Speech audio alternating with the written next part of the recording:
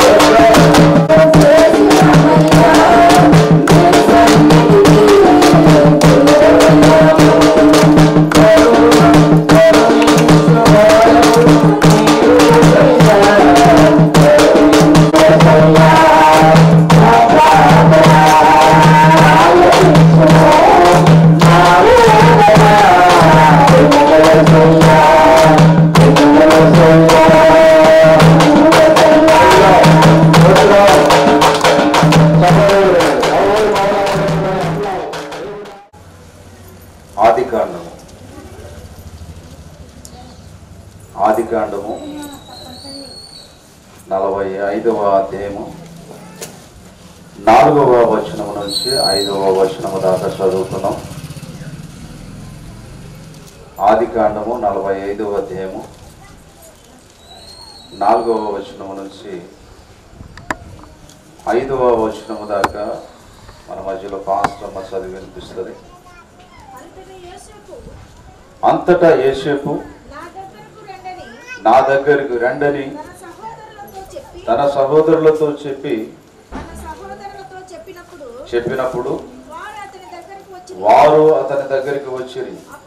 అప్పుడు అతడు ఐగుప్తునకు వెళ్ళినట్లు మీరు అమ్మివేసిన మీ సహోదరుడైన యోసేపును నేనే అయినను నేను ఇక్కడికి వచ్చినట్లు మీరు నన్ను అమ్మివేసిన నందుకు దుఃఖపడకుడి, అది మీకు సంతాపము పుట్టింప నీయకుడి. ప్రాణరక్షణ కొరకు దేవుడు మీకు ముందుగా నన్ను పంపించెను. దేవునికి మహిమ కలుగునుగాక, దేవునికి స్తుతి కలుగునుగాక. క్రీస్తునందు ప్రియమైన సహోదరి సహోదరులారా, మన ప్రభువుడు మన రక్షకుడు మన విమోచకుడైనటువంటి యేసుక్రీస్తు ప్రభుల వారి నామములో మీ అందరికీ కూడా నా శుభాభివందనాలు తెలియజేస్తున్నాను. అందరూ బాగున్నారు కదా? దేవునికి మహిమ కలుగునుగాక. అదేవిధంగా దైవజనుడు మరి సంఘ కాపరి సమన సారు గారికి, అదేవిధంగా సంఘ పెద్దలు మరి జయరామ్కుని నా హృదయపూర్వకమైన వందనాలు తెలియజేస్తూ ఉన్నాను. దేవుని సన్నిధి ఎంతో విలువైనది. ఆ విలువైనటువంటి సమయాన్ని మనం సద్వినియోగం చేసుకుంటా ఎంతో మంచిది. దేవుని పరిశుద్ధ గ్రంథమైన బైబిల్ మనకు తెలియజేస్తుంది, సమయంలో సద్వినియోగం చేసుకుని అజ్ఞానుల వలె కాక జ్ఞానము కలిగి నడుచుకునుడి అని దేవుని వాక్యం సెలవిస్తుంది. దేవుని సన్నిధి ఎందుకు విలువైనదంటే, దేవుని రాజ్యానికి, పరలోక రాజ్యానికి తీసుకువెళ్ళేటువంటి ఈ సన్నిధి ఎక్కడ దొరుకుతుందంటే, ఈ లోకంలో ఎక్కడ ఎతికినా దొరకదు. ఈ లోకంలో రకరకాల సన్నిధులు ఉన్నాయి, రకరకాల కార్యాలు ఉన్నాయి, రకరకాల సంబరాలు ఉన్నాయి, ఎన్నో ఉన్నాయి. కానీ దేవుని సన్నిధి, నిన్ను నన్ను సృష్టించినటువంటి సృష్టికర్త సన్నిధి, అది చాలా విలువైనటువంటి ఆయన సన్నిధిని మనము అనుభవించడానికి ఆయన ఎంతో సంతోషిస్తూ ఉన్నాడు. దేవుని పరిశుద్ధ గ్రంథమైన బైబిల్ తెలియజేస్తూ ఉంది. సామెతల గ్రంథము 15వ అధ్యాయము 3వ వచనంలో యెహోవా కనులు ప్రతి స్థలం మీద ఉన్నాయి, అవి మంచి వారిని చెడ్డవారిని చూస్తూ ఉన్నాయి. ప్రియమైన దేవుని బిడ్డలారా, ఇది చాలా విలువైనటువంటి సమయము, విలువైనటువంటి సన్నిధి. ఈ లోకంలో నీ యొక్క బంధువులు చూస్తున్నారని కానీ, నీ రక్త సంబంధికులు చూస్తున్నారని కానీ, నీ గ్రామస్తులు చూస్తున్నారని కానీ నువ్వు నీ దేవుని సన్నిధికి రాకూడదు. బైబిల్ పట్టుకుంటే ఎంతో మంచివాడని కానీ, ఎంతో మంచిదని కానీ, ఎవరో నన్ను చూస్తారు, ఎవరో నన్ను పొగుడుతారని కానీ నువ్వు దేవుని సన్నిధికి రాకూడదు. దేవుని సన్నిధికి వచ్చేటప్పుడు అంట మనము ఎవరు చూస్తున్నారని మనం దేవుని సన్నిధికి రావాలంటే, దేవాతి దేవుడు నిన్ను నన్ను కలగజేసినటువంటి దేవుడు చూస్తున్నాడని దేవుని సన్నిధికి రావాలి. గట్టిగా చప్పట్లు కొడతాం. దేవునికి మహిమ కలుగును గాక, దేవునికి స్తుతి కలుగును గాక. ప్రియమైన దేవుని బిడ్డలారా, మనము గమనించాలి, వాక్యము చాలా విలువైనది. ఆ వాక్యమే దేవుడై ఉన్నాడు. యోహాను సువార్త 1వ అధ్యాయం 1వ వచనంలో మనం చూస్తే, చదవండి. 1వ అధ్యాయం 1వ వచనంలో మనం చూస్తే, ఆది యందు వాక్యం ఉండెను, వాక్యము దేవుని యొద్దే ఉండెను, వాక్యమే దేవుడై ఉండెను, ఆయన ఆది యందు దేవుని యొద్ద ఉండెను, సమస్తము ఆయన మూలముగా కలిగెను, కలిగి ఉన్నది ఏది కూడా ఆయన లేకుండగా కలగలేదు, కలిగి ఉన్నది ఏది కూడా ఆయన లేకుండా కలగలేదు. వాక్యము దేవుడై ఉన్నాడని మనం స్పష్టంగా చదువుకున్నాం. ఈ దేవుని వాక్యము వినేటప్పుడు చాలా శ్రద్ధగా మన మనసును నడుము కట్టుకొని దేవుని వాక్యాన్ని వినాలి.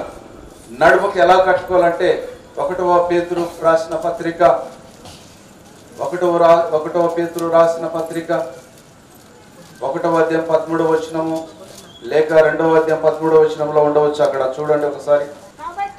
కాబట్టి మీ మనస్సు అనే నడుమ కట్టుకొని నిబ్బరమైన బుద్ధి కలవారి యేసుక్రీస్తు ప్రత్యక్షమైనప్పుడు మీకు తేబడి కృపా విషయమై సంపూర్ణ నిరీక్షణ కలిగి ఉండుడి. చాలు. నీ యొక్క మనస్సును నడుముకు కట్టుకోవాలంట. ఎప్పుడు కట్టుకుంటారంటే, చాలా మంది ఒక పని చేసేటప్పుడు మనసంతా దాని మీద పెట్టి పని చేస్తుంటారు. ఈ లోకంలో ఉన్న పనులు, ఈ లోకంలో ఉన్నటువంటి ఇంటి పనులు, వంట పనులు, లేక పొలం పనులు, ఒక పని నూతనంగా ప్రారంభించినప్పుడు చాలా శ్రద్ధగా మనసంతా దాని మీద పెట్టి చాలా శ్రద్ధగా చేస్తూ ఉంటాం. కానీ దేవుని సన్నిధిలో దేవుని వాక్యాన్ని వినేటప్పుడు అంట చాలా శ్రద్ధగా మన మనసును నడుము కట్టుకోవాలంట. చాలా మంది కొరకొతగా వస్తేప్పుడు టవాలు బిగిస్తారు. చాలా మంది స్త్రీలు కొరకొతగా వస్తేప్పుడు మరి కొంగు బిగిస్తారు. ప్రియమైన దేవుని బిడ్డల, దేవుని వాక్యము సెలవిస్తుంది, నీ మనసును నడుము కట్టుకోవాలంట. ఈ మనసు, ఇంగ్లీష్లో ఒక మాట ఉంటుంది, బాడీ ప్రజెంట్, మైండ్ ఆబ్సెంట్. మనిషి ఇక్కడ కూర్చుంటాడు కానీ మనసంతా కూడా ఎక్కడో మన ఇండ్లలో. నా పిల్లలు టైం అయింది, భోజనం చేపించాలి అని కొంతమందికి నా భర్త వస్తాడేమో, కొంతమందికి ఇంకొక నిద్రపోవాలి, ఉదయకాల తెల్లవారుజామున వేరే పనికి వెళ్ళాలి, సార్ ఎంతసేపు టికెట్ ఇస్తాడో అనేటువంటి ఆలోచన మీకు ఉండొచ్చు. లేకుంటే కొంతమందికి ఎదారు, సంసారం ఎదారు, అప్పులు ఎదారు, రోగం ఎదారు, వ్యాధులు ఎదారు, శాపమైనటువంటి కాడి కింద నలుగుచ్చు ఉంటారు. ఈ వ్యాధి నాకు పోతుందా పోదా, ఈ శాపము నాకు వెళ్ళిపోతా లేదా, నాకు ఈ వివాహం నా పిల్లలకి అవుతుందా లేదా, ఉద్యోగాలు వస్తావా లేదా, ఇలాంటి యథార్థతో ఆయన సన్నిధిలో కూర్చుంటారు. కానీ దేవుని వాక్యం మీద మనసంతా ఆయన వాక్యం మీద పెట్టినప్పుడు వాక్యానికి ఒక శక్తి ఉందట. ఆ శక్తి దేవుడు అయినాడు. ఆ శక్తి నిన్ను నన్ను తాకినప్పుడు ఆ వాక్యము నీ మనసులోనికి నా మనసులోనికి ఈ యొక్క ఎముకలైనటువంటి మూలులోనికి దూరినప్పుడు నిన్ను స్వస్థపరిచేటువంటిదే వాక్యము, నిన్ను బాగుపరిచేటువంటిదే వాక్యము, నిన్ను పరలోకానికి తీసుకువెళ్ళేదే వాక్యము, నిన్ను రక్షించేదే వాక్యము. చదవబడినటువంటి లేఖన భాగాన్ని మనం జాగ్రత్తగా గమనిస్తే యేసేపు అక్కడ మనకు కనిపిస్తున్నాడు. ఆదికాండము 45వ అధ్యాయం 4వ వచనంలో చూస్తూ ఉన్నాం. అక్కడ యేసేపు కనిపిస్తున్నాడు. యోసేపు యొక్క జీవితం. యోసేపు ఎవరి కుమారుడు అంటే యాకోబు కుమారుడు. యాకోబుకి ఎంతమంది కుమారులు అంటే 12 మంది కుమారులు. ఈయన ఎన్నో వాడు అంటే 11వ వాడు. ఈయనకు తమ్ముడు ఉన్నాడు బెనామీన్ అని. 12 మంది కుమారులు. కానీ యోసేపు వృద్ధాపంలో పుట్టాడు, యాకోబు ముసలితనంలో పుట్టాడు. అందుకే యాకోబు యోసేపుని చాలా ప్రేమిస్తున్నాడు, చాలా అంటే చాలా అత్యధికంగా ప్రేమిస్తున్నాడు.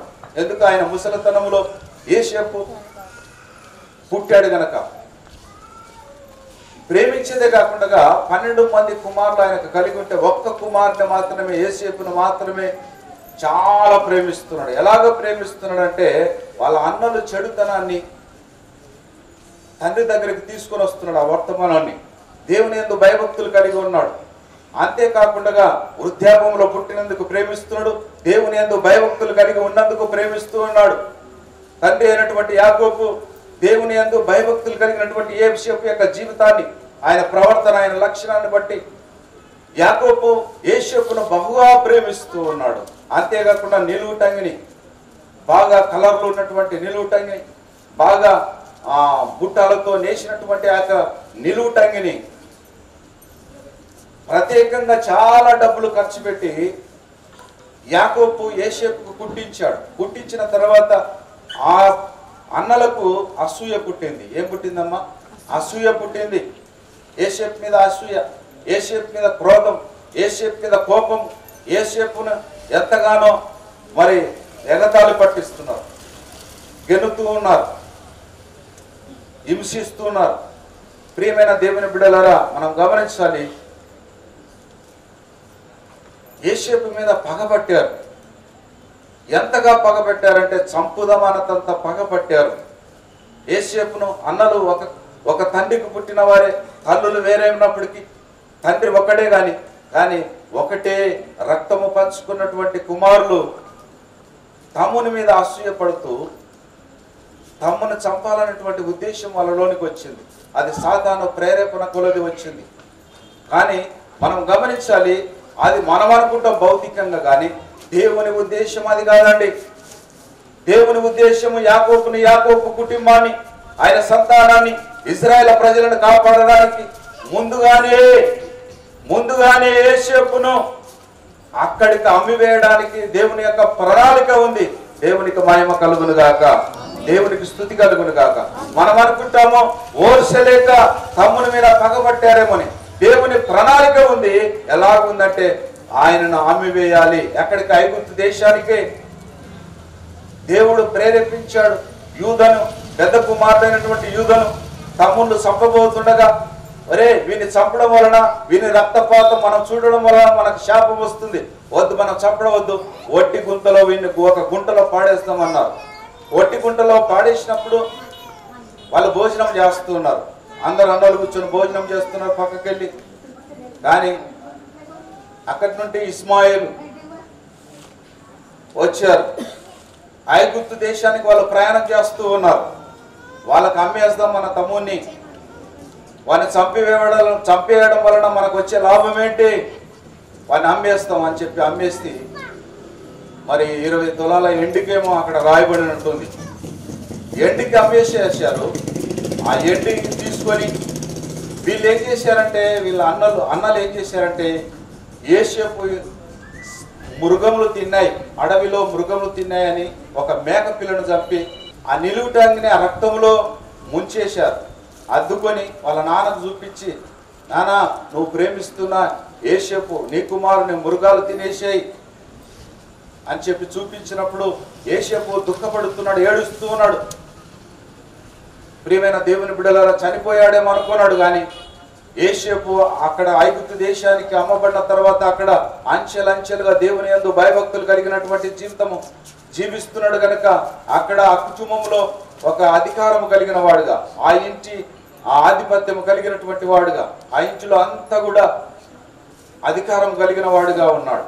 నమ్మకంగా జీవిస్తున్నాడు. ఆ ఇంట్లో నీ భార్య తప్ప నాకు అన్ని అప్పగించబడినాయి అంటాడు ఒక మాట పరిశుద్ధ గ్రంథమైన బైబిల్లో.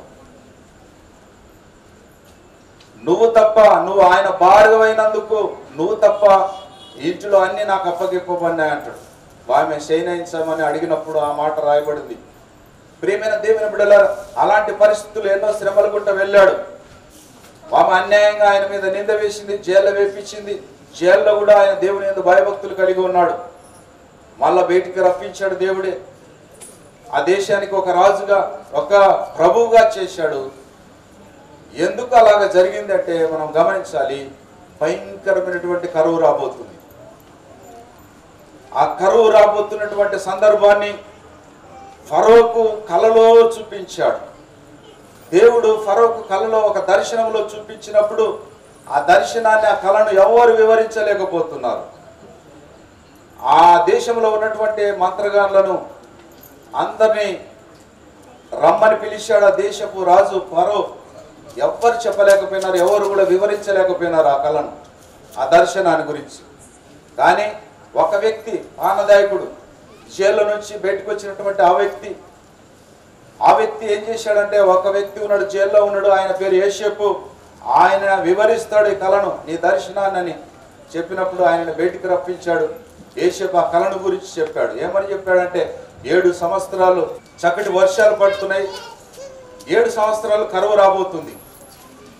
భయంకరమైనటువంటి కరువు, వర్షాలే లేకుండా, పంటలే పండకుండా రాబోతున్నటువంటి దేవుని యొక్క ఉగ్రతను, దేవుని యొక్క భయంకరమైనటువంటి ఆ శ్రమలను దేవుడు ఆయనకు ఫరో రాజుకు తెలియజేసినప్పుడు ఆ కళను యోసేపు వివరించినప్పుడు నీ జ్ఞానము దేవుని యొక్క జ్ఞానము, దైవ జ్ఞానము నీది, అందుకే నిన్నే ఈ దేశానికి ఒక అధికారిగా పెడుతున్నా, నేను ప్రభుగా పెడుతున్నా అన్నప్పుడు ఆయనలో ఉన్నటువంటి ఒక ఉంగరము, కడమును ఆయనకు తగిలించి ఆ దేశమంతటా కూడా యోసేపు ఆ అధికారాన్ని పొందుకున్న తర్వాత ఆ దేశమంతా కూడా సంచారం చేశాడు. ఆ దేశమంతా కూడా చూశాడు యోసేపు. చూసి ఆ సేవలు అందిస్తూ ఉన్నాడు. భయంకరమైనటువంటి కరువు రాబోతుందని యోసేపు తెలుసు కాబట్టి ఆ 7 సంవత్సరాలు చక్కటి పంట పండించాడు. సమృద్ధి అయినటువంటి పంట. ఎక్కడ దేశంలో ఉన్నటువంటి రైతులకంతా కూడా చెప్పాడు, మీరు పండించినటువంటి పంటలో 4వ వంతు 5వ వంతు అవి తీసుకొని రండి అన్నట్టుగా వాళ్ళకి చెప్పినప్పుడు రైతులంతా కూడా సమకూర్చి ఆయన దగ్గరికి తీసుకొచ్చినప్పుడు ఆయన పెద్ద పెద్ద ఘర్షలు మనం చూసాము. ఆ ఘర్షలు అలాంటివి కూడా సాలమేమో, చాలా వరకు ఆయన పెద్ద పెద్ద ఇండ్లు కూడా సాలకొచ్చేటమేమో, అంత పంటను సమకూర్చాడు యోసేపు. 7 సంవత్సరాలకు ప్రపంచవ్యాప్తంగా మనం గమనించాలి. అంత పంట, సమృద్ధి అయినటువంటి పంట దేవుడు ఇచ్చాడు. అంత పంటను పండించాడు, ఒక చోట సమకూర్చాడు. ఆ దేశ ప్రజలందరూ కూడా, ఆయా దేశాల ప్రజలందరూ కూడా కరువు వచ్చినప్పుడు వాళ్ళకు తినడానికి అన్నం లేదు. వాళ్ళ దగ్గర ఎండి ఉంది, బంగారు ఉంది, డబ్బులు ఉన్నాయి, కానీ ఏమి లేదమ్మా వీళ్ళకు, ఏమి లేదమ్మా, ఏమి లేదు అమ్మా. అర్థమవుతుందా మీకు నేను చెప్పేది? ఏం లేదమ్మా, ఆహారం లేదు. మనకు కరువు వచ్చింది 2 సంవత్సరాలు. నేను చూశాను ఆ కరువులో చాలా భయంకరమైనటువంటి స్థితిని. నా కాడ జోబులో డబ్బులు ఉన్నాయి, కానీ ఎక్కడ టీ తాగమన్నా టీ దొరుకుతాడు, ఎక్కడ టిఫిన్ చేద్దామన్నా టిఫిన్ దొరకడం లేదు, ఎక్కడ అన్నం తిందామన్నా అన్నం దొరకడం లేదు. జోగులైతే డబ్బులు ఉన్నాయి. భయంకరమైనటువంటి కరోనా ఎక్కడ చూసినా వెంబడిస్తూ ఉంది. అలాంటి పరిస్థితి, వాళ్ళక్కడ డబ్బులు ఉన్నాయి కానీ ఎండు ఉంది, కానీ వాళ్ళకి ఏం లేదంటే ఆహారం లేదు. ధాన్యం కొనడానికి ఎక్కడ పోతున్నారంటే యోసేపు దగ్గరికి, ఐగుప్తు దేశానికి వెళుతూ ఉన్నారు. ఆ వెళుతున్నటువంటి సందర్భంలో అందరికి ఇస్తున్నాడు. వాళ్ళ కాడ ధనం తీసుకొని, ఎండు తీసుకొని ఇస్తూ ఉన్నాడు. కానీ వాళ్ళ అన్నలు కూడా అటుకు వచ్చారు. ఎవరు వచ్చారమ్మా? ఎవరైతే అమ్మివేశారో, ఏ అన్నలైతే అమ్మివేశారో, ఏ అన్నలైతే అసూయపడ్డారో, ఏ అన్నలైతే దూషించారో, ఏ అన్నలైతే గుంటలు పడేశారో, ఏ అన్నలైతే ఇస్మాయిలేకు అమ్మివేశారో వాళ్ళకి అవసరం పడింది. యాకోబు సంతానం అంతా కూడా యాకోబు చెప్పాడు, ఒరే ఐగుప్తు దేశంలో అక్కడ మనకు తినడానికి ఆహారం దొరుకుతుంది, ధాన్యం కొనుక్కొని రవ్వండి అని వెండి అన్ని కూడా ఇచ్చి పంపించాడు. వెళ్ళారు. యోసేపు అంటున్నాడు, యోసేపు గుర్తుపట్టాడేమో, కానీ మీరు ఎక్కడి నుంచి వచ్చారు, ఎవరు మీరు? కాదండి, మేము ఆహారం కొనడానికి వచ్చాము, మేము అలాంటి వారం కాదు, ఆహారం కొనడానికి మాత్రమే వచ్చాము, మేము మంచివారం అని యోసేపు ఉత్తరం ఇచ్చారు. ప్రియమైన దేవుని బిడ్డలను మనం గమనించాలి. వాళ్ళని రక్షించడానికి ఆనాడు దేవుని యొక్క ప్రణాళిక. కరువు రాబోతుంది కనుకనే ఆనాడు యోసేపు వాళ్ళ అన్నల ద్వారా ఆ దేశానికి అమ్మబడ్డాడు. నీ జీవితంలో నా జీవితంలో మనం గమనించాలి. నీ జీవితం నా జీవితం కూడా రాబోయే దినాల్లో 10 సంవత్సరాలకు మనకు ప్రమాదం రాబోతుందంటే దేవునికి ఒక ప్రణాళిక ఉంది. ఆ ప్రమాదాన్ని తప్పించేటువంటి దేవుడు 10 సంవత్సరాలు కాదు 100 సంవత్సరాల నాడు మనకు ప్రమాదం సంభవిస్తుందంటే 100 సంవత్సరాలు కూడా నిన్ను నన్ను కాపాడడానికి ముందే ఒక ప్రణాళిక వేసుకున్నాడు దేవుడు. అర్థమైందా మీకు? వింటున్నా మీరు? నీకు నాకు ప్రమాదము జరగకుండా, ఆ కరువు కాటకాలు రాకుండా మనము పోషించబడడానికి ముందుగానే దేవుడు ఒక ప్రణాళిక నీ పట్ల నా పట్ల ప్రతి ఒక్కరి పట్ల కలిగి ఉన్నాడు. ఆనాడు యాకోబు కుటుంబం పట్ల ప్రణాళిక కలిగి ఉన్నట్టుగా ఆహారం లేక అలమటిస్తున్నటువంటి వాళ్ళు అక్కడికి వెళ్ళాలి. ఒక కలగన్నాడు యోసేపు. పొలంలో పనలు కడుతుండగా నా పన ఎత్తబడి ఉంటుంది, మీ పనులన్నీ కూడా నాకు ఆనుకుంటాయి, నాకు సాగిల పడతాయి అన్నప్పుడు వాళ్ళు చాలా కోపపడ్డారు. రెండవ కల కూడా కన్నాడు. సూర్య చంద్ర నక్షత్రములు 12 నక్షత్రములు నాకు సాగిల పడతాయి అన్నప్పుడు వాళ్ళ నాన్నగారు తండ్రి గారు కూడా మేమందరం నీకు సాగిల పడల్లా, ఏంటి నీ కళ, ఏంటి నీ దర్శనము అని కోపపడ్డారు. కానీ వాళ్ళందరూ కూడా యోసేపు దగ్గరికి వచ్చి సాగిల పడతట్టుగా ఆ కళను దేవుడు చూపించాడు. ఎందుకో అలాగా జరిగిందంటే వాళ్ళకు కరువు రాబోతుంది, వాళ్ళు పోయి అందరు యోసేపు దగ్గర సాగిల పడాల్సిందే. ఆహారం కొరకు ఖచ్చితంగా వాళ్ళు సాగిల పడాల్సిందే. ప్రియమైన దేవుని బిడ్డల, దేవుని యొక్క ఉద్దేశం, దేవుని యొక్క ప్రణాళిక అక్కడ బయలుపరచబడుతుంది. మనం గమనించాలి. నిన్ను నన్ను రక్షించాలంటే చదువుకున్నటువంటి లేఖన భాగాన్ని యోసేపు చక్కగా వివరిస్తున్నాడు. ఏమనంటే చదవండి అక్కడ అదే వచనములో 4వ వచనము 5వ వచనం, ఆదికాండం 45వ అధ్యాయం. అంతటా యోసేపు నా దగ్గరికి రండని తన సహోదరులతో చెప్పినప్పుడు వారు అతని దగ్గరికి వచ్చిరి. అప్పుడు అతడు ఐగుప్తునకు వెళ్ళినట్లు మీరు అమ్మివేసిన మీ సహోదరుడైన యోసేపును నేనే, ఆయనను నేను ఇక్కడికి వచ్చినట్లు మీరు నన్ను అమ్మివేసినందుకు దుఃఖపడకండి, అది మీకు సంతాపము పుట్టినింపనీయకండి. ప్రాణ రక్షణ కొరకు దేవుడు మీకు ముందుగానే నన్ను పంపించాడు. దేవుడు పంపించాడు, మీరు కాదు. మీరు నన్ను అమ్మివేయలేదు, దేవుడే నన్ను ఇక్కడికి పంపించాడు. మీ ప్రాణ రక్షణ కొరకు నన్ను ఇక్కడికి ముందుగానే దేవుడే నన్ను పంపించాడు. మిమ్మల్ని కాపాడడానికి, మిమ్మల్ని రక్షించడానికి. మీ ప్రాణాల ఆహారం లేకుండా చనిపోతారు, కరువు కాటకాలకు గుంట వెళ్ళిపోతారని దేవుడే ఆయన ప్రణాళికతో నన్ను ముందుగానే ఐగుప్తు దేశంలోనికి పంపించాడు. నన్ను పంపించకపోతే మీకు ఆహారం లేకుండా చనిపోతారు. ప్రాణ రక్షణ, రక్షణ అంటే చాలా విలువైనదండి. యేసు ప్రభుల వారు 2020 సంవత్సరాల కిందట నిన్ను నన్ను రక్షించడానికి, ఈ లోక మానవాళిని రక్షించడానికి ఆయన పరలోకం విడిచిపెట్టి భూలోకానికి వచ్చాడు. ఎందుకంటే నీ మీద నా మీద ఒక ప్రణాళిక ఉంది. జగతి పునాది వేయబడక మునిపే దేవుడు ఆయనలో మనల్ని ఏర్పాటు చేసుకున్నాడు. గట్టిగా చప్పట్లు కొడదాం. దేవునికి మహిమ కలుగును గాక, దేవునికి స్తుతి కలుగును గాక. ఆయన ఎప్పుడు ఏర్పాటు చేసుకున్నాడు, ఎప్పుడు మనల్ని రక్షించాలని ఆయన ఏర్పాటు చేసుకున్నాడు అంటే జగతి పునాది వేయబడక మునిపే క్రీస్తులో మనల్ని ఏర్పాటు చేసుకున్నాడు. ఎన్ని సంవత్సరాలండి, ఈ యొక్క ఆకాశం లేదు, భూమి లేదు, ఏమీ లేవు. ఈ పునాదులు వేయబడక మునిపే దేవుడు అంటే క్రీస్తులో మనల్ని ఏర్పాటు చేసుకున్నాడు. ఎందుకు? మనల్ని రక్షించుకోవడానికి. ఎందుకు? భౌతికమైనటువంటి రక్షణ కాదు, ఆత్మ సంబంధమైనటువంటి రక్షణ. ఈ ఆత్మ పరలోకానికి చేరాలి, నరకానికి వెళ్ళకూడదు అనేటువంటి ఆలోచనతోనే దేవాది దేవుడే భూలోకానికి దిగి వచ్చినటువంటి గొప్ప ప్రభు అయినటువంటి యేసుక్రీస్తు అంతగా మనల్ని ప్రేమించాడు, అంతగా మనల్ని ఆయన తగ్గించుకొని ఈ భూమి మీదకి వచ్చాడు, రిక్తుడిగా చేసుకున్నాడు. ఆయన తగ్గించుకొని మన దగ్గరికి రావాల్సి వచ్చింది. ఎందుకు? గొర్రెల వలె మనల్ని తప్పిపోయిన మనల్ని మానవులు మాట వినరు కనుక నేను పెంచి పెద్దగా చేస్తే నా మీద తిరుగుబాటు చేస్తున్నారు అంటాడు. యెషయా గ్రంథం 1వ వచనంలో చదువుకుంటూ వస్తే మనల్ని పెంచి పెద్దగా చేశాడంట. దేవుని మీదనే తిరుగుబాటుతనాలు చేస్తున్నాము. దేవుని నమ్మడం లేదు, దేవుని ప్రణాళికలో బ్రతకడం లేదు, దేవుని చిత్తాన్ని జరిగించడం లేదు, దేవుని మహిమపరచడం లేదు, దేవుని ఆరాధించడం లేదు, దేవుని కొనియాడడం లేదు, దేవుని రక్షణ అంటే తెలియదు. సాతాను యొక్క సంబంధమైనటువంటి కార్యాలలోనికి వెళ్ళిపోయినారు ప్రతి ఒక్కరు.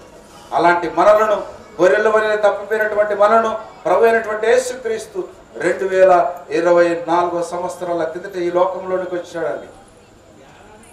మానవుడిగా ఈ లోకంలోనికి దిగవచ్చు నిన్ను నన్ను రక్షించుకోవడానికి. మనం గమనించాలి, ఆత్మ జీవింపజేస్తుంది, శరీరము నిష్ప్రయోజనము. ఆత్మ ఎప్పుడైతే మనల్ని జీవింపజేస్తుందో, దేవుని ఆత్మ మనం కలిగి ఉంటే మనల్ని ఈ శరీరాన్ని కూడా జీవింపజేస్తుందట, ఈ శరీరాన్ని కూడా రక్షిస్తుందట. ఈ లోకంలో ఉన్నంత వరకు దేవుని ఆత్మ ప్రతి స్థలములో మనల్ని రక్షిస్తూ ఉంటది, ప్రతి పనిలో రక్షిస్తూ ఉంటది, ప్రతి సమస్యలో రక్షిస్తూ ఉంటది, ప్రతి ఆపద తప్పిస్తూ ఉంటాడు దేవుని ఆత్మ మనలో ఉన్నప్పుడు. ప్రియన దేవుని బిడ్డలను మనం గమనించాలి. దేవుని ఆత్మ మనం కలిగి ఉన్నప్పుడు ఎంతో మంచి ప్రణాళిక, దేవుని యొక్క ఉద్దేశము మన పట్ల ఉన్నది. ఎప్పుడంటే జగతి పునాది వేయబడక మునిపే యేసుక్రీస్తు నన్ను నిన్ను ప్రేమిస్తూ ఉన్నాడు. ఒకటో అంశంగా మీకు తెలియజేశాను. రెండో అంశంగా మనం గమనించాలి. రెండో అంశంగా 49వ అధ్యాయం యాకోబు ఆదికాండము 49వ అధ్యాయం 18వ వచనం. యెహోవా నీ రక్షణ కొరకు కనిపెట్టి ఉన్నాను, నీ రక్షణ కొరకు నేను కనిపెట్టి ఉన్నాను. బంటుల గుంపు గాదును కొట్టును, అతడు మెడిమ మీద కొట్టును. అషేరునొద్ద శ్రేష్టమైన ఆహారము కలదు, రాజులకు తగిన మధుర పదార్థములను అతడిచ్చును. నఫ్తాలి విడువబడి లేడి, అతడు ఇంపైన మాటలను పలుకును. యోసేపు ఫలించేడి కొమ్మ, ఊట యొద్ద ఫలించేడి కొమ్మ, దాని రెమ్మలు గోడ మీదికి ఎక్కి వ్యాపించును. చాలు, మనం గమనించాలి. యెహోవా నీ రక్షణ కొరకు కనిపెట్టి ఉన్నాను. యాకోబు అంటున్నాడు, నీ రక్షణ కొరకు కనిపెట్టి ఉన్నాను. రక్షణ చాలా విలువైనది. ఏ భక్తుడైనా కానీ, యేసుక్రీస్తు భక్తిలో ఉన్నటువంటి మనము దేని కొరకు మనము కనిపెట్టాలంటే ప్రాముఖ్యంగా రక్షణ కావాలి. ఈ లోకంలో రక్షణ భటులు అనబడినటువంటి వారు ఉన్నారు. మన మీదకి ఎంతో మంది శత్రువులు ఉంటారు. నీకుంటారు, నాకుంటారు, ప్రతి ఒక్కరికి శత్రువులు ఉంటారు. శత్రువు సమూహము నిన్ను నన్ను చంపాలనుకున్నప్పుడు మనము ఎవరి దగ్గరికి ఉరుకుతామంటే, ఎవరి దగ్గరికి పరిగెత్తుకొని వెళుతామంటే, ఈ లోకంలో ఉన్నటువంటి రక్షణ భటుల దగ్గరికి వెళుతాం, పోలీసు వారి దగ్గరికి వెళుతాం. అయ్యా, నా శత్రువులు నన్ను చంపేస్తాని నన్ను వెంబడిస్తున్నాడు, ఎప్పుడు చంపేస్తాడో తెలియదు, నాకు ప్రాణరక్షణ ఇవ్వండి, నాకు ప్రొటెక్షన్ ఇవ్వండి, నన్ను కాపాడండి అని ఎస్ఐకి ఇస్తాం, సిఐకి ఇస్తాము, ఎస్పీకి ఇస్తాం, ఎక్కడైనా వెళుతాం. కానీ దేవుని దగ్గరికి వెళ్ళాం. ఎందుకు? ఈ భౌతికమైనటువంటి రక్షణ. ప్రియమైనటువంటి దేవుని బిడ్డలారా, వాళ్ళ ఆ శత్రువుల సమూహం నుండి వాళ్ళు కొంత మేరకు రక్షించవచ్చు, రక్షించకపోవచ్చు. కానీ ఆత్మ సంబంధమైనటువంటి రక్షణ, నీ ఆత్మను రక్షించడానికి ప్రభు అయినటువంటి యేసుక్రీస్తు మంచి కాపరి, మంచి రక్షకుడు. ఆయన యేసు అనగానే రక్షకుడు. రక్షణ అంటే చాలా విలువైనది. భయంకరమైనటువంటి ఒక ప్రమాదములో ఉన్నటువంటి వ్యక్తి ఒక నీటిలో మునిగిపోతున్నాడు. ఆ నీటిలో మునిగిపోతున్నటువంటి వ్యక్తి, గడ్డనున్నటువంటి వ్యక్తి అతన్ని రక్షించాలి. అది భౌతికమైనటువంటి రక్షణ. యేసు ప్రభు మునిగిపోతున్నటువంటి మనము, పాపములో విబ్బులో పడి మనం మునిగిపోతున్నటువంటి మనము, రోగాల గుంట శాపాల గుంట మునిగిపోతున్నటువంటి మనం, మరణకరమైనటువంటి రోగాల గుంట మనం వెళుతున్నప్పుడు, భయంకరమైనటువంటి నరకానికి దగ్గరైనటువంటి మనలను రక్షించడానికి, ఆ మరణ ఉబిలో నుండి మనల్ని తీసి బయటికి రక్షించడానికే ప్రభు అయినటువంటి యేసుక్రీస్తు లోకంలోనికి వచ్చాడు. రక్షణ చాలా విలువైనది. దేని కొరకు కనిపెట్టాలి? ఈ లోకంలో ఇండ్ల కొరకు, ఇల్లు కట్టాలని కనిపెడుతూ ఉంటారు, ఉద్యోగాలు రావాలని కనిపెడుతూ ఉంటారు, మా పిల్లలకు మరి వివాహాలు కావాలని కనిపెడుతూ ఉంటారు, ఈ లోకంలో డబ్బు సంపాదించాలని కనిపెడుతూ ఉంటారు, ఎన్నో రకాలుగా కనిపెడుతూ ఉంటాం. కానీ కేవలం రక్షణ కొరకు ఎవ్వరు కూడా కనిపెట్టారండి. రక్షణ అనేది చాలా విలువైనది. నీ సొంత రక్షణను భయముతో వణుకుతో దినదినము కాపాడుకొని వాక్యం రాయబడింది. రక్షింపబడిన మీరు కూడా దినదినము రక్షణను కాపాడుకోవాలి.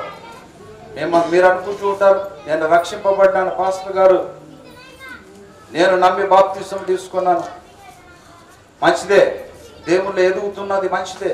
రక్షణ లేని వారు ఎంతమంది ఉన్నారో, మారు మనసు లేని వారు, నమ్మని వారు యేసు ప్రభుని నమ్మి బాప్తిసం తీసుకున్నవాడు రక్షింపబడును, నమ్మని వారికి శిక్ష విధింపబడును. మార్కు సువార్త 16వ అధ్యాయం 16వ వచనంలో అక్కడ రాయబడింది, నమ్మి బాప్తిసం తీసుకున్నవాడు రక్షింపబడును, నమ్మని వారికి శిక్ష విధింపబడును. నమ్మకుండా ఎంతో మంది ఈనాడు బాప్తిసాలు తీసుకుంటున్నారండి. నమ్మకుండా తీసుకున్నటువంటి బాప్తిసాలు ఎంత మాత్రము దేవునిలో సెల్లవు. ఖచ్చితంగా దేవునికి వాక్యము పరిశుద్ధ గ్రంథం తెలియజేస్తుంది. నావకాస్త బాప్తిసాలు ఎన్నో ఉన్నాయి. ఈనాడు తెల్లలు వచ్చారని వాళ్ళకి లెక్కలు చూపించాలని ఈ లోకంలో ఉన్న పాస్టర్లు ఎంతో మంది బాప్తిసాలు ఇప్పిస్తుంటారు. వివాహాలలో బాప్తిసాలు నమ్మడం లేదు. వాళ్ళు లోకములో జీవిస్తూ ఉంటారు. లోకములో జీవిస్తున్న నీకు వాళ్ళకు బాప్తిసాలు ఇచ్చిన ప్రయోజనం లేదు. నమ్మి బాప్తిసము తీసుకున్నవాడు రక్షింపబడతాడు. నమ్మకుండా ఉన్నవానికి రక్షణ లేదు, నరకానికి పాత్రుడు. ఎవరిని నమ్మాలంటే ప్రభు అయినటువంటి యేసుక్రీస్తుని నమ్మి బాప్తిసం తీసుకోవాలి. నీకు నీతి కలిగినట్లు నీ హృదయంలో యేసు ప్రభుని విశ్వసించాలి. నీకు రక్షణ కలిగినట్లు నీ నోటితో ఒప్పుకోవాలి. రోమిలకు రాసిన పత్రికలో రాయబడి ఉంటుంది, నీతి కలగాలంటే యేసు ప్రభుని నీ హృదయంలో చేర్చుకో. అబ్రహాము యెహోవాను నమ్మను, అది నీతిగా ఎంచబడును. నీకు రక్షణ కలగాలంటే నీ నోటితో ఒప్పుకో యేసు ప్రభు రక్షకుడని. అది రక్షణలో ఉన్న విలువ, రక్షణకు ఉన్నటువంటి ప్రాధాన్యత. రక్షణ నీకు ఎక్కడికి తీసుకుపోతుంది అంటే రక్షణ సరాసరి పరలోకానికి తీసుకెళ్ళి వెళుతుంది. దేవునికి మహిమ కలుగును గాక. రక్షింపబడిన నీవు గొప్ప ధన్యుడు, ధన్యురాలవు. పరలోకంలో ఉన్న జీవ గ్రంథంలో నీ పేరు నా పేరు లిఖింపబడుతుంది. ప్రియమైన దేవుని బిడ్డలారా, మనం గమనించాలి. మూడో అంశంగా మనం గమనించాలి, నిర్గమకాండము 14వ అధ్యాయం 13వ వచనం. సమయం చూసి నేను ముగించేస్తాను. నాకు ఒక 10 నిమిషాలు మాత్రమే ఉంది, అందులో ముగించేస్తాను. నిర్గమకాండము 14వ అధ్యాయం 13వ వచనం. అందుకు మోషే భయపడకుడి, యెహోవా మీకు నేడు కలగచేయు రక్షణను మీకు ఊరక నిలిచుండి చూడుడి. మీరు నేడు చూచిన ఐగుప్తీయులను ఇక మీదట మరి ఎన్నడూ చూడరు. ఇక మీదట ఎన్నడూ కూడా చూడరు. మరొకసారి చదువుదాం 13వ వచనం. అందుకు మోషే భయపడకుడి, యెహోవా మీకు నేడు కలగజేయు రక్షణను మీరు ఊరకగా నిలుచుండి చూడుడి. భయపడకుడే. దేవుని సేవకుడు అంటున్నాడు, భయపడకండి. రోగం వచ్చిందా, వ్యాధి వచ్చిందా, సమస్యలు వచ్చాయా, నీ ఇంటిలో అప్పుల ఊపిలో ఉన్నావా, భయపడకు. ఎవరు చెప్తారు? నీ తల్లి నీ తండ్రి ఎవరు చెప్పలేరు. ఒక దేవుని సేవకుడు మాత్రం చెప్తాడు, నువ్వు భయపడద్దు, దేవుడు నీ పక్షమున ఉన్నాడు. ప్రార్థన చేయడానికి దేవుడు నన్ను ఏర్పాటు చేసుకున్నాడు. తెలుసా మీకు ప్రియమైన దేవుని బిడ్డలారా, ఒక తల్లిలా ఒక తండ్రిలా ఒక ఆయుధాన్ని దేవునికి నరులకు మధ్యలో ఒక సేవకుడిని పెట్టాడు. ఆ సేవకుడే ప్రభు అయినటువంటి యేసుక్రీస్తు ఒక సేవకుడుగా ఈ లోకానికి వచ్చాడు నిన్ను నన్ను రక్షించడానికి. ఆయన సేవ చేసి ఆ సేవను శిష్యులకు అప్పగించిపోయాడు. ఆ శిష్యుల సేవ అంచెలంచెలుగా ఈనాడు మాన తరము వరకు మాకు అప్పగించబడిన సేవ. దేవునికి మహిమ కలుగునుగాక. నీకు నాకు అప్పగించబడినటువంటి ఆ గొప్ప ధన్యకరమైనటువంటి సేవ గట్టిగా చెప్పకూడదు. దేవునికి మహిమ కలుగునుగాక, దేవునికి స్తుతి కలుగునుగాక. భయపడకండి, ఐగుప్తు దేశములో నుంచి దేవుడు మోషేను ఏర్పాటు చేసుకున్నాడు. ఇశ్రాయేలు ప్రజలు ఐగుప్తు దేశంలో ఉన్నారు. ఎలా ఉన్నారంటే వాళ్ళు బానిసత్వంలో ఉన్నారు. భయంకరమైనటువంటి ఎట్టి చాకరీ చేస్తున్నారు, ఇటుకల పని చేస్తున్నారు, రాత్రి పగలు పని చేపిస్తున్నాడు ఆ రాజు. బానిసలుగా ఒక గాసగాడిగా చాలా భయంకరమైనటువంటి హింస పెడుతున్నాడు వాళ్ళకి, ఇశ్రాయేలు ప్రజలకు. అలాంటి ప్రజలు దేవుని వైపు చూసి వాళ్ళు ప్రార్థన మొర పెడుతున్నారు. ఆ మొర దేవుని దగ్గరికి చేరింది. మోషేను దేవుణ్ణి ఏర్పాటు చేసుకున్నాడు. మోషే, ఐగుప్తు దేశంలోనికి వెళ్ళు, నా ప్రజలు ఇశ్రాయేలు ప్రజలను విడిపించడానికి నువ్వు వెళ్ళు అన్నాడు. మోషే కొంతవరకు సనిగాడు, ఎన్నిక జగ్గాడు, ఎన్నో రకాలుగా భయపడ్డాడు. కానీ దేవుడు పంపించేంత వరకు విడిసలేదు. పంపించాడు. మోషే ద్వారా దేవుని ఆత్మ ఎన్నో కార్యాలు అక్కడ ఐగుప్తు దేశంలో చేశాడు. దేవుని శక్తిని, దేవుని బలాన్ని చూపించాడు. ఐగుప్తు దేశంలో ఫరో ఎలాంటి వాడంటే సాతానుడు, భయంకరమైనటువంటి లూసిఫరుడు. వాడు రాజకీయ నాయకుడు. పో అంటున్నాడు, పోనిస్తలేడు. పో అంటున్నాడు, పోనిస్తలేడు. మాట ఇస్తున్నాడు, పోనివ్వడం లేదు. రాజకీయ నాయకులను కూడా మనం నమ్మనిక లేదు. చేస్తామంటారు, చేయరు. వాళ్ళు సాతాను సంబంధమైనటువంటి క్రియలు. ప్రియమైన దేవుని బిడ్డలారా, మాట ఇస్తారు, మాట తప్పుతారు. వాళ్ళు ఎవరైనా సరే మనం గమనించాలి. ఆనాడు ఫరో రాజకీయ నాయకుడు, ఒక రాజు, దేవునికి వ్యతిరేకుడుగా దేవుని ప్రజలను హింసిస్తున్నాడు. కానీ విడిపించాడు దేవుడు, విడిపించి నడిపిస్తున్నాడు. ఎక్కడికంటే పాలు తేనెలు ప్రవహించేటువంటి దేశము, ఐగుప్తు దేశములో నుంచి పాలు తేనెలు ప్రవహించే దేశం, ఆ కనాను దేశం, వాగ్దానపు దేశము, వాగ్దానపు భూమి మీకు ఇస్తానని వాగ్దానం చేశాడు అబ్రహాముతో. ప్రియమైన దేవుని బిడ్డలను గమనించండి.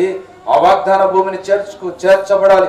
పాలు తేనెలు ప్రవహించే దేశము, ఆ భూమిని వాళ్ళు స్వతంత్రించుకోవాలంటే మోషే ద్వారా విడిపించాడు. విడిపించి నడిపిస్తూ ఉన్నాడు. ప్రియమైన దేవుని బిడ్డలారా, నడిపించేటువంటి ప్రయాణంలో ఆ దేశం ఎలాగుందంటే, పాలు తేనెలు ప్రవహించే దేశం ఎంత దూరం ఉందంటే మనం గమనించాలి. చాలా దగ్గరలో ఉంటుందంట. చక్కగా పోతే చాలా దగ్గరలో ఉంటుందంట. అది ఫిలిస్తీన్ల దేశాన్ని వాళ్ళు దాటుకొని పోవాలి. ఫిలిస్తీన్లు అంటే ఇజ్రాయెల్ మీద చాలా పగపట్టినటువంటి వారు. ఫిలిస్తీన్లు ఇజ్రాయెల్ అంటే వాళ్ళు చాలా పగ. ఇజ్రాయెల్ మీద వాళ్ళు యుద్ధం చేయాలి. యుద్ధం చేసి ఇజ్రాయెల్ని ఓడించి వాళ్ళు అక్కడికి వెళ్ళిపోవాలి. ప్రియమైన దేవుని బిడ్డలారా గమనించాలి. ఇజ్రాయెల్ ఫిలిస్తీన్లను ఓడించి పోవాలి. కానీ దేవుని ప్రణాళిక అట్లా కాదు. దేవుని ప్రణాళిక ఎట్లా అంటే, ఎర్ర సముద్రము చుట్టూ తిరిగి వాళ్ళు పాలు తేనెలు ప్రవహించే దేశానికి వెళ్ళాలి. చుట్టూ ఎందుకు తిరగాలి? ఇట్లా పోతే చాలా దగ్గర కదా. మనము 11 రోజులలో ప్రయాణం చేయొచ్చు అంట. ఎన్ని రోజులు అంటమ్మా? దాదాపుగా చాలా దగ్గరలో ఉంటుందంట. అలాంటి పాలు తేనెలు ప్రవహించే దేశం అంత దగ్గరలో ఉంటే, కానీ శత్రువులైనటువంటి ఫిలిస్తీన్లను దాటుకొని పోవాలి. కానీ దేవుని ప్రణాళిక అది కాదు. వాళ్ళను కూడా ఓడించగలుగుతాడు. కానీ దేవుని ప్రణాళిక వాళ్ళు చుట్టూ తిరిగి రావాలి. ఎందుకు తిరిగి రావాలి? వాళ్ళు శ్రమల గుంట వెళ్ళాలి, అనుభవం గుంట వెళ్ళాలి. ఒక పని మనము నేర్చుకోవాలంటే అనుభవం ఉండాలి. అందుకే శ్రమలు ఉండాలి, నిందలు అవమానాలు ఉండాలి. అందుకే ఎర్ర సముద్రం చుట్టూ తిరిగి వెళ్ళారు. వాళ్ళకి ఎన్ని సంవత్సరాలు పట్టిందంటే 40 సంవత్సరాలు పట్టింది. అరణ్యములో, కాడరవిలో వాళ్ళు శ్రమల గుంట వెళ్ళాలి. పాములు ఉంటాయి, తేళ్లు ఉంటాయి, తాపకరమైనటువంటి సర్పాలు ఉంటాయి, సింహాలు ఉంటాయి, మృగాలు ఉంటాయి. భయంకరమైనటువంటి నీళ్లు లేవు, ఆహారం లేదు. అలాంటి పరిస్థితులను వాళ్ళు దాటుకొని పోవాలి. శత్రువులను, గ్రామాలను, పట్టణాలను, దేశాలను దాటుకొని వాళ్ళను యుద్ధాలు చేస్తూ, ఓడిస్తూ వాళ్ళు ఆ వాగ్దానపు దేశాన్ని స్వతంత్రించుకోవాలి. అంత కష్టం ఉంది. మనం కూడా గమనించాలి. పరలోకం అంటే ఊరికి రాదు. పరలోకం అంటే నమ్ముకుంటేనే పరలోకం అనుకునొచ్చు, కాదు. నీకు ఎన్నో నేర్పించాలనుకుంటున్నాడు దేవుడు. దేవుని నమ్ముకున్న నీకు దేవుడు నేర్పించాలనుకుంటున్నాడు. నీకు శ్రమలు వస్తాయి, నిందలు వస్తాయి, అవమానాలు వస్తాయి. నిన్ను హింసించేవారు నీ పక్కనే ఉంటారు, నీ ఇంటిలోనే ఉంటారు. నిన్ను వేధించేవారు. ఎందుకు? నువ్వు నేర్చుకోవాలి, నీకు ఓపిక రావాలి, సహనం రావాలి. సతాయించేవారు ఉంటారు, చాలా వరకు సతాయిస్తున్నారు. ఎందుకరా నన్ను సతాయిస్తున్నావు? దేవుని నమ్ముకున్నందుకు ఇలాంటి శ్రమల, ఇలాంటి నిందల, ఇలాంటి కష్టాల, ఇలాంటి వ్యాధుల, ఇలాంటి బాధల ఎందుకు? ఒక కమిసలవాడు ఎలాగైతే బంగారుని సువర్ణంగా మార్చగలిగి కలుషితమైనటువంటి ఆ బంగారంతా కూడా, వేస్ట్ బంగారంతా కూడా పోతుంది. శ్రేష్టమైనటువంటి బంగారుగా మార్చబడాలంటే మనము శ్రమల గుంట వెళ్ళాలి. ఇజ్రాయేల్ ప్రజలు చుట్టూ తిరిగిపోయినారు. 40 సంవత్సరాలు పట్టింది వాళ్ళకు. చాలా భయంకరమైనటువంటి శ్రమలు అనుభవించారు. ఎర్ర సముద్రం అడ్డొచ్చింది. పోతూ పోతుంటే ఏమండం వచ్చిందమ్మా? కొద్ది నిమిషాల్లో ముగిచ్చేస్తాను. ఎర్ర సముద్రం అడ్డొచ్చింది. వాళ్ళకి ఏం అడ్డం వచ్చింది? వెనకనేమో శత్రు సమూహం తరుముచూ ఉన్నారు. ఎవరు శత్రు సమూహం? ఐగుప్తు దేశంలో ఉన్నటువంటి ఫరో రథాలు, గుర్రాలు, శత్రువులు వాళ్ళంతా వెనక తరుముచూ ఉన్నారు. ఇజ్రాయేల్ ప్రజలు ఉరుకుతూ ఉన్నారు, పరిగెత్తుతూ ఉన్నారు. వాళ్ళు పరిగెత్తుతూ ఉంటే వెనుకల శత్రు సమూహం రథాలు వేసుకొని, గుర్రాలు వేసుకొని, ఎన్నో ఆయుధాలు ధరించుకొని, ఎన్నో ఆయుధాలు పెట్టుకొని సంపాల, పొడిసాల, సంపేయాల అనేటువంటి విధంగా వాళ్ళు ఉరుకుతూ ఉన్నారు, ఉరికిస్తూ ఉన్నారు, పరిగెత్తిస్తూ ఉన్నారు. కానీ వాళ్ళకు దొరకకుండా పరిగెత్తుతూ ఉన్నారు శత్రువులకు. కానీ ఏమండం వచ్చిందంటే, ఇక్కడ కొండ ఉంది, భయంకరమైనటువంటి ఎత్తైన కొండలు, ఇక్కడ కొండ, ఇక్కడ కొండ, ఇలాగనే సముద్రం ఉంది. ఇక్కడ ఇండ్లున్నాయి, ఇక్కడ ఇండ్లున్నాయి, సముద్రం మధ్యలో ఉంది. ఎక్కడ పోనిక లేదు ఇశ్రాయేలు ప్రజలకు. వెనకనేమో శత్రువులు ఉన్నారు, ముందరనేమో సముద్రం అడ్డ వచ్చింది, ఇక్కడేమో ఎత్తైన కొండలు ఉన్నాయి. అసలు ఎక్కలేనటువంటి పరిస్థితి, ఎక్కడ పోలేనటువంటి, తప్పించుకోలేనటువంటి పరిస్థితి ఏర్పడింది. అని ఇశ్రాయేలు ప్రజలు అంటున్నారు, మోషే మమ్మలను ఇక్కడ అరణ్యంలో చంపడానికి తొలకొచ్చావా? ఐగుప్తు దేశంలో సమాధులు లేవని తొలకొచ్చావా? మోషే మీద సనుగడం మొదలు పెట్టారు, మోషే మీద గుణడం మొదలు పెట్టారు, మోషే మీద కోపగించుకుంటున్నారు. అంటున్నాడు మోషే, భయపడకండి, నిలిచి చూడండి, దేవుని యొక్క రక్షణ, యెహోవా రక్షణ మిమ్మల్ని నన్ను ఏం చేస్తుందో చూడండి, నిలిచి చూడండి అంట. ప్రియమైన దేవుని బిడ్డలారా, మనం గమనించాలి. శత్రు సమూహము పరిగెత్తుకొని వస్తున్నారు. మోషే ప్రార్థన చేస్తున్నాడు. మోషే, ఎందుకు ప్రార్థన చేస్తున్నావు? నీ చేతిలో కర్ర ఉంది, ఆ సముద్రం మీద చూపించు. మోషే చూపించాడు. ఆ కర్ర తీసుకొని సముద్రం వైపు చూపించదలక సముద్రం 2 పాయలు, తూర్పు గాలి, దేవుని యెహోవా వద్ద నుండి తూర్పు గాలి వచ్చింది. భయంకరమైనటువంటి గాలి, తూర్పు గాలి. ఆ గాలి అంట ఆ సముద్రంను 2 పాయలుగా, గోడలుగా, ఇలాగనే గోడలు, ఇక్కడ గోడలు ఉన్నాయి, ఇక్కడ గోడలు ఉన్నాయి, మధ్యలో సముద్రం. ఈ సముద్రం 2 పాయలు చీల్చబడింది, 2 గోడలుగా కట్టబడ్డాయి. సముద్రం దేవుని యొక్క శక్తి అలాంటిది. గాలిని రేపింది ఎవరు? దేవుడు. తూర్పు గాలిని రేపింది ఎవరు? ఆ సముద్రం మీద కంటే దేవుడు. గాలిలో అంత శక్తి, దేవుని గాలి, దేవుని ఊపిరిసాలంట, ఊదితే పోతాం అంతే, పొట్టులా. సముద్రం మీద గాలి పంపించాడు, సముద్రం 2 పాయలుగా చీల్చబడింది. ఆ సముద్రం ఆరిన నేలగా చేశాడు. బురద కూడా ఉంటే నా పిల్లలు ఉరకలేరని, బురద కూడా ఉంటే ఉరకలేరు నా పిల్లలని ఆరిన నేలగా చేశాడు. ఆరిన నేల మీద ఇశ్రాయేలు ప్రజలు పరిగెత్తుకొని ఉరుకుతున్నారు. అంతేగా ఎలా ఉరుకుతున్నారంటే, పరిగెత్తుకొని పరిగెత్తుకొని పరిగెత్తుకొని, వీళ్ళు గుర్రాలతో, వాళ్ళ రథాలతో వస్తుంటే వీళ్ళు కూడా గుర్రాలలా ఉరుకుతూ ఉన్నారు, గుర్రాలలా ఉరుకుతూ ఉన్నారు. అలాగా ఉండాలి, చురుకుతనం ఉండాలి, దేవుని పిల్లలకు జ్ఞానం ఉండాలి, తెలివి ఉండాలి. ప్రియమైన దేవుని బిడ్డలారా, శత్రు సమూహాన్ని తప్పించుకోవడానికి పరిగెత్తుకొని ఉరుకుతూ ఉన్నారు. దేవుడు అగ్నిస్తంభము, మేఘస్తంభం పెట్టాడు కదా. దేవుడు ఏం చేశాడంటే, మేఘస్తంభాన్ని శత్రు సమూహానికి తిప్పాడు అంతే. మేఘస్తంభం అంటే తెలుసు కదా, మబ్బు కలుగా చేస్తుంది. అర్థమైందమ్మా? మేఘస్తంభం అంటే మబ్బు, మేఘాలు వచ్చినప్పుడు అనుకో, వర్షాలు వచ్చినప్పుడు మేఘాలు వస్తే ఎలాగుంటుంది? మబ్బుగా ఉంటుందా లేదా? మేఘస్తంభం మబ్బు కలగజేశాడు, ఇజ్రాయేల్ శత్రువులకు మబ్బు కలగజేశాడు, అంతే ఊరికి రాకుండా వెనకిలో మబ్బు కలగజేశాడు. కళ్ళు కనపడతలేవు, రథాలు చక్రాలు ఓడిపోయినాయి, అంతే ఉరకలేకపోతున్నారు. పరిగెత్తి వాళ్ళు కొడతా ఉన్నారు, గుర్రాలను జట్క తీస్తున్నారు, కానీ పోతలేవు అవి. ఆ యొక్క చక్రాలు ఊడిపడినాయి, ఉరకలేకపోతున్నాయి, కొడతా ఉన్నారు, బొస పెడుతున్నారు, ఆయాస పడుతున్నారు.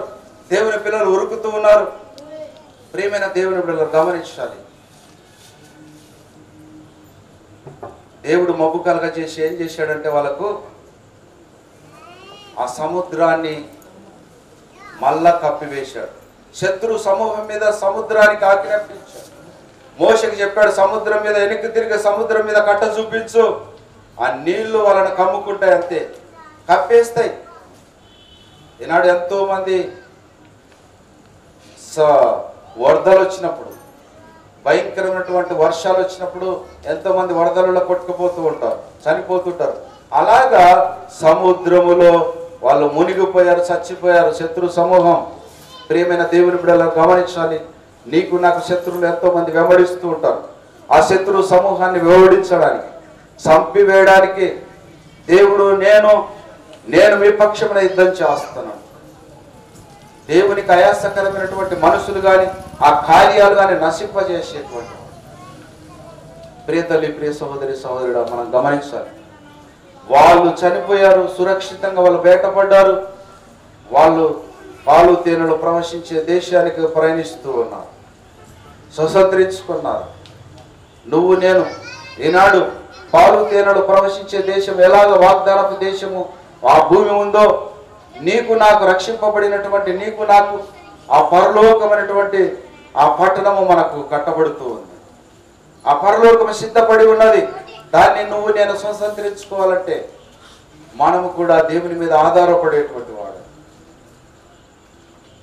దేవుని సేవకునికి లోబడి దేవుని వాక్యానికి అంగీకరించి భయభక్తులు కలిగి మన జీవితాలను కట్టుకొని ఆ పరలోకపు యాత్ర ఎక్కడి నుంచి భూమి మీద నుంచి పరలోకానికి మనం ఈ జీవిత యాత్రను కొనసాగిస్తూ ఉన్నాం. ఈ లోకం ఎన్నాళ్ళు అంటే మన యాత్ర ఎన్ని రోజులు, మన జీవితం ఈ భూలోకంలో ఎన్ని రోజులు అంటే 70 సంవత్సరాలు, అధిక బలం ఉంటే 80 సంవత్సరాలు. ఎప్పుడు ఆరిపోతుందో, ఎప్పుడు మనం చనిపోతామో తెలియదు. రేపు ఏమి సంభవించినో మీ జీవం ఏపాటిది అంతలో కనపడి అంతలో మాయమైపోయేటువంటి ఆవిరి వంటిది యాకోబు రాసిన పత్రికలో ఉంటుంది. మనం గమనించాలి, మనం ఎప్పుడు చనిపోతామో. మనం రక్షణ టికెట్ పొందుకొని మనం రెడీగా ఉండాలి, పరలోకానికి సిద్ధపడి పరలోకానికి చేరే వాళ్ళముగా.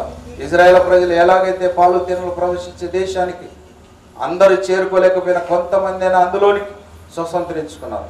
అందుకే ఇరుకు మార్గం వెళ్ళేవారు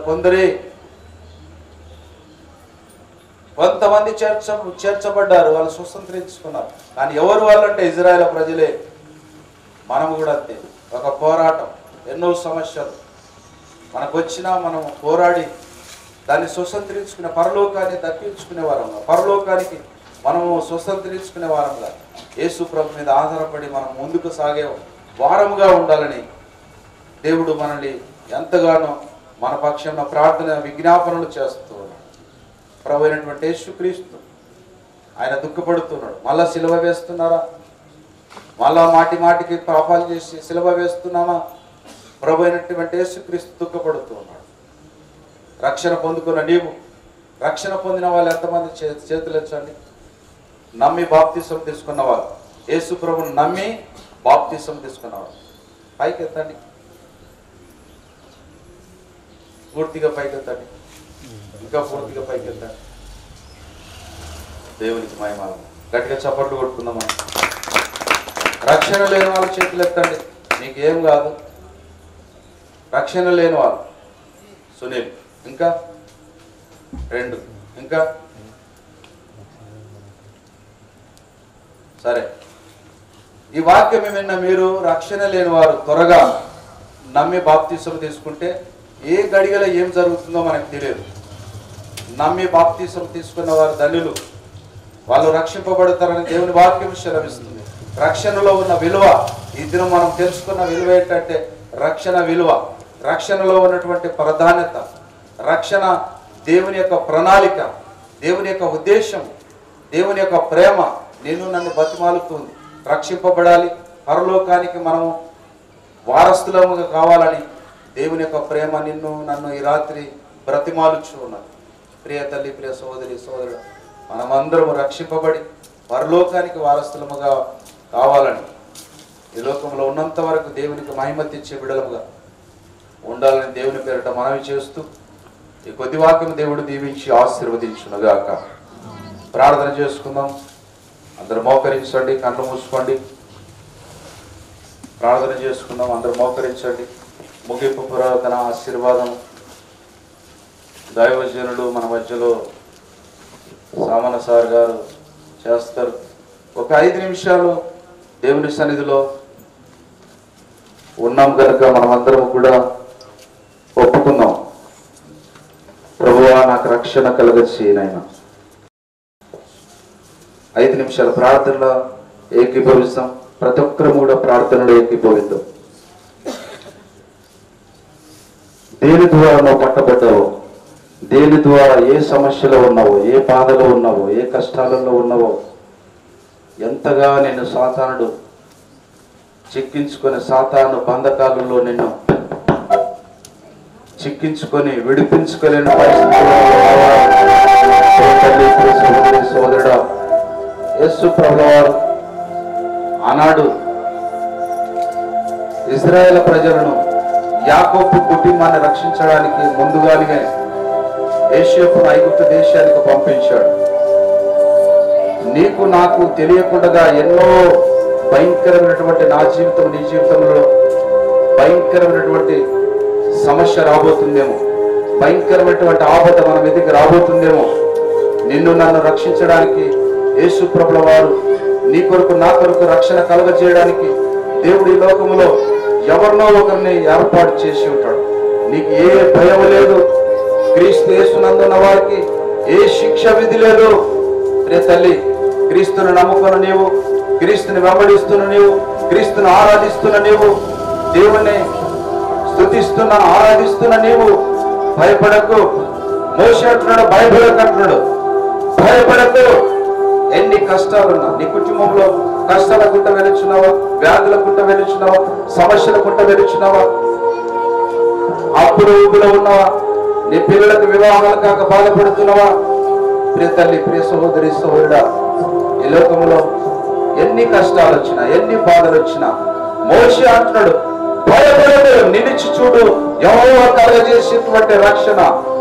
ప్రియ తల్లి, ప్రియ సహోదరి, సహోదరుడా, దేవుని మీద ఆధారపడు. ప్రియ తల్లి, ప్రియ సహోదరి, సహోదరుడా, ప్రార్థన చేయనైనా, ప్రార్థన చేయి తల్లి, ప్రార్థన చేయనైనా. ప్రియ యవనస్తుడా, యవనస్తురాలా, నువ్వు అనుకుంటున్నావేమో ప్రార్థన చేస్తే నాకు సిగ్గైతుంది, ప్రార్థన చేయాలంటే నాకు సిగ్గైతుంది అనుకుంటున్నావా? యవనస్తుడా, మోకరించు దేవుని సన్నిధిలో. యవన కాలంలో ఆయన కాడి మోయటం మంచిది. నీ యవనేచ్ఛలను విడిచిపెట్టంటున్నాడు దేవుడు. ప్రియ తల్లి, ప్రియ సహోదరి, సహోదరుడా, నీ జీవితాన్ని యవన కాలంలో పతనము కాకుండా దేవునిలో కట్టుకో. యోసేపు యవనస్తుడు, దేవుని యందు భయభక్తులు కలిగి ఆయన జీవితాన్ని కట్టుకున్నాడు యోసేపు. నువ్వు మరి ఏ స్థితిలో ఉన్నావు? యవనస్తుడా, యవనస్తురాలా, దేవుని మీ జీవితాలను కట్టుకోండి. ఎంతో మంది యవన కాలంలో త్రొట్టిల్లుతూ ఉన్నారు, పాపములో పడుతున్నారు, తల్లిదండ్రులకు అవమానం తెస్తున్నారు, దేవునికి అవమానం తెస్తున్నారు, గ్రామంలో ఉన్న ప్రజలకు అవమానం తెస్తున్నారు. దేవునిలో మీ జీవితాలను కట్టుకోండి. ప్రార్థన చేయి, చిన్న ప్రార్థన చేయి, ప్రార్థన చేయనైనా, ప్రార్థన చేయి. ప్రార్థన ప్రతి ఒక్కరు కూడా ప్రార్థన చేద్దాం. ఎవ్వరు మౌనం ఉండకుండా ఖాళీ హృదయాలతో వచ్చారు. వారి దేవుని వాక్యముతో నింపబడి, దేవుని యొక్క ఆదరణతో నింపబడి, దేవుని యొక్క శక్తితో నింపబడి, దేవుని యొక్క బలముతో నింపబడి, దేవుని యొక్క శాంతి సమాధానముతో నింపబడి, దేవుని యొక్క ఆశీర్వాదములతో, దేవుని యొక్క దీవెనలతో నింపబడి వెళ్ళాలి. ఇక్కడి నుంచి నువ్వు ఖాళీగా వెళ్ళకూడదు, ధైర్యంతో ఇంటికి వెళ్ళాలి. ప్రియ తల్లి, ప్రియ సహోదరి, సహోదరుడా, ప్రార్థన చేయాలి. ప్రార్థన ఎవరు మౌనం ఉండకూడదు. ప్రతి ఒక్కరు కూడా ప్రార్థన చేద్దాం. హల్లెలూయా, హల్లెలూయా, హల్లెలూయా, హల్లెలూయా, హల్లెలూయా. స్తుతి, స్తుతి, స్తుతి.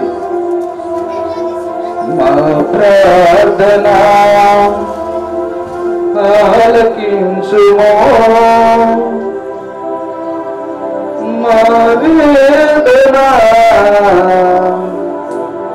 వినుము యేసయ్యా. దేవుడు నీ ప్రార్థన నా ప్రార్థన ఆలకిస్తూ ఉన్నాడు. నీ వేదన నా వేదన వింటూ ఉన్నాడు. నీ కష్టము నా కష్టము ఆయన చూసినటువంటి వాడు. ఎంత బాధపడుచున్నవినాడు, ఎంత కన్నీరు కారుస్తున్నావు తల్లి. దేవుని పాదాల మీద కాల్చు, దేవుని పాదాలు పట్టుకో. నీ కన్నీరంతా నీ బాధంతా దేవునికి చెప్పుకో. ఈరోజు కుమరించు.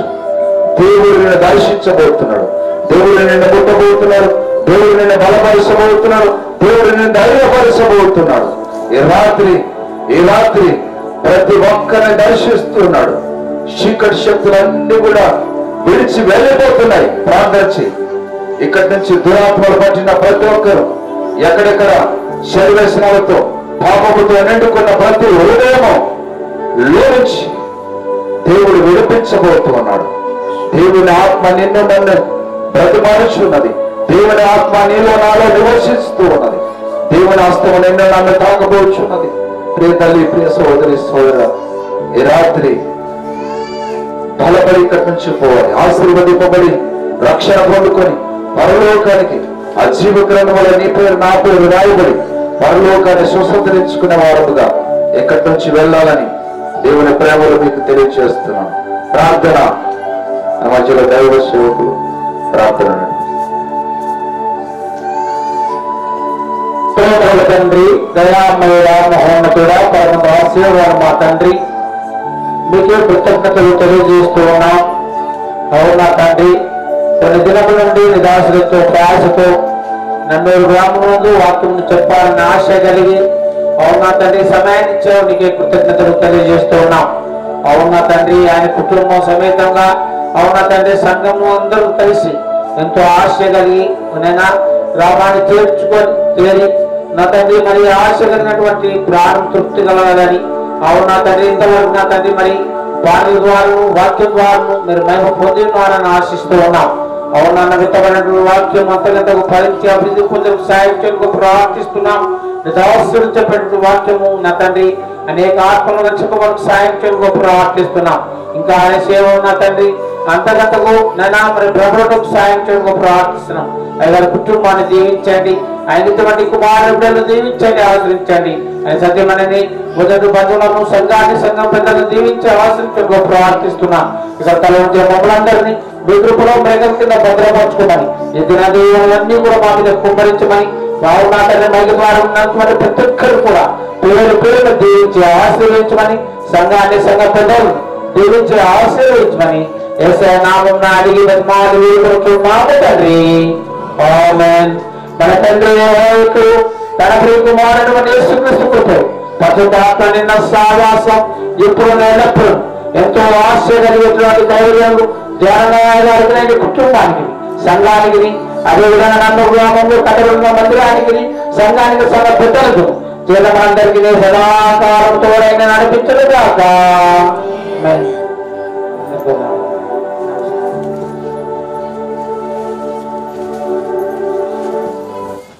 అందరికి వందనాలమ్మా.